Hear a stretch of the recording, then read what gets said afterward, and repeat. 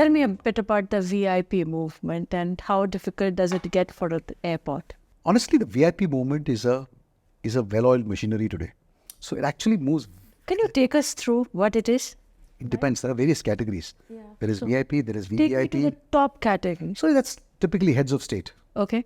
right? And so when the heads of state come in, there is there's a committee that's formed, which is, and if it's a head of state of, let's say if it's the Prime Minister of India or head of state of another country, the committee is headed by the Chief Secretary of the state, and all the various entities that are involved, including police, traffic, fire department, airport, all the agencies are called together for a facilitation meeting, and a step-by-step program is made as to what's going to happen, what time the aircraft will land, which are the vehicles that will be allowed up to, for the convoy that will be allowed up to the aircraft, who are the names of people. So every single individual who is allowed to be there is listed.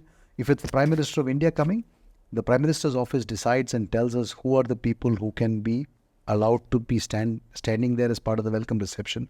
All that is very, very specifically defined. And so typically what happens is the aircraft lands. It is provided a parking stand very close to the exit near the VVIP terminal. The convoy is allowed through the VVIP gate. There's a separate gate next to the VVIP terminal. Convoy is allowed in and positioned in advance of the aircraft.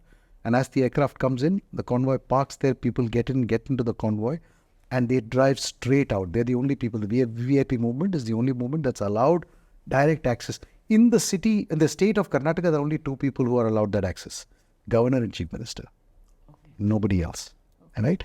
At the national level, of course, there are a few: President, Vice President, Prime Minister, and so on and so forth. They get access to go from the aircraft directly out of the terminal.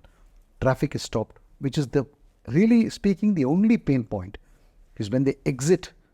For about 5 minutes before they exit and for about 5 minutes after they leave, all the traffic is stopped and the roads are kept clear, which then has an impact on people reaching the airport and stuff like that. So there's a little bit of a discomfort there, but otherwise this is such a well-oiled machinery that it works very, very smoothly.